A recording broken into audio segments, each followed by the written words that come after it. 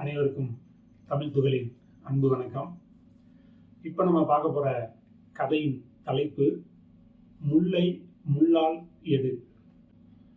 ஓர் அழகான கிராமம். அங்கே ஒரு விவசாயி இருந்தார். அவருடைய வயல்வெளிக்கு பக்கத்தில் ஒரு பெரிய கிணறு இருந்தது. அந்த கிணறு வேற ஒருத்தருக்கு சொந்தமானது. அந்த கிணறை நம்ம வாங்கிட்டோம்னா நம்ம விவசாயத்துக்கு அது ரொம்ப பயனுள்ளதாக இருக்கும் அப்படின்னு நினச்சி அந்த கிணத்தோட உரிமையாளர்கிட்ட போய் விவசாயி கேட்டார், ஐயா, இந்த கிணறு எனக்கு பயனுள்ளதாக இருக்கும், நீங்கள் விற்கிறதா இருந்தால் நான் அதை வாங்கிக்கிறேன் அப்படின்னு சொல்கிறார். உரிமையாளரும் அப்படியே யோசிச்சு பார்த்துட்டு, சரி வாங்கிக்கோங்க, எனக்கு பக்கத்தில் நிலம் எதுவும் இல்லை, அதனால நீங்கள் தாராளமாக வாங்கிக்கலாம் அப்படின்னு சொல்லி ஒரு தொகையை வாங்கிட்டு கிணறை அவருக்கு விற்றதாக எழுதி கொடுத்துறாரு. விவசாயிக்கு ஒரு மகிழ்ச்சி, இனிமேல் நமக்கு தண்ணி பிரச்சனை இல்லை, வயலுக்கு நீர் பாய்ச்சறதுக்கு நல்லா இருக்கும் அப்படின்னு சொல்லிட்டு சந்தோஷமாக வீட்டுக்கு போகிறார். மறுநாள் அந்த கிணத்துல இருந்து தண்ணி எடுக்கிறதுக்காக விவசாயி வராரு. அப்போது அந்த கிணத்தோட உரிமையாளர் பக்கத்தில் நின்றுக்கிட்டு இருக்காரு. இவர் அவரை பார்த்து சிரிச்சுட்டு தண்ணி எடுக்கிறதுக்காக போகிறார்.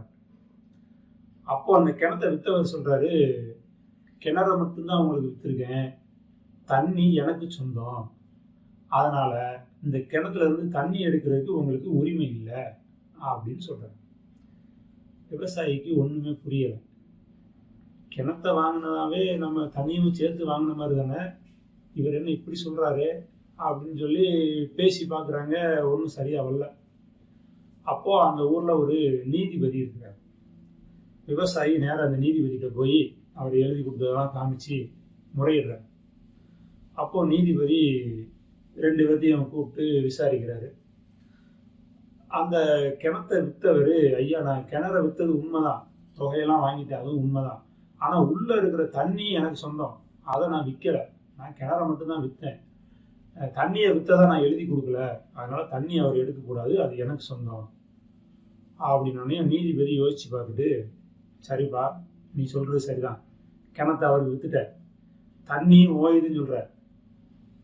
அப்போது அவர் என்ன சொல்கிறாரு அப்படின்னா, கிணறு அவருக்கு சொந்தம், தண்ணி உனக்கு சொந்தம், அவருக்கு சொந்தமான கிணத்துல உனக்கு சொந்தமான தண்ணி இருக்கக்கூடாது, அதனால் என்ன செய்கிற, எல்லா தண்ணியவும் இப்பயே நீ எடுத்துகிட்டு போயிடலாம், இல்லை அவர் கிணத்துல உன் தண்ணி இருக்கணும் அப்படின்னா அதுக்கு வாடகையாக தினம் நீ அவருக்கு பணம் கொடுக்கணும் அப்படின்னு சொல்லிட்டார். தினம் பணம் கொடுக்கணுமா அப்படின்னு யோசிச்சுட்டு, ஐயா தெரியாமல் சொல்லிட்டேன்யா, கிணற விற்கும் போதே தண்ணியும் விற்ற மாதிரி தான், மன்னிச்சுக்கோங்க அப்படின்னு சொல்லிட்டு போயிட்டார்.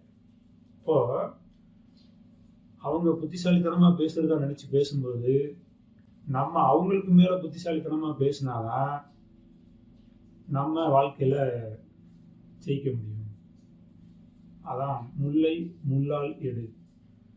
அவர் சொன்ன மாதிரி அவருடைய கிணத்துல தண்ணி என்னதுன்னு சொன்னதுனால அதுக்கு வாடகை கேட்டு அவரையே மடக்கிட்டாரு நீதிபதி. நன்றி.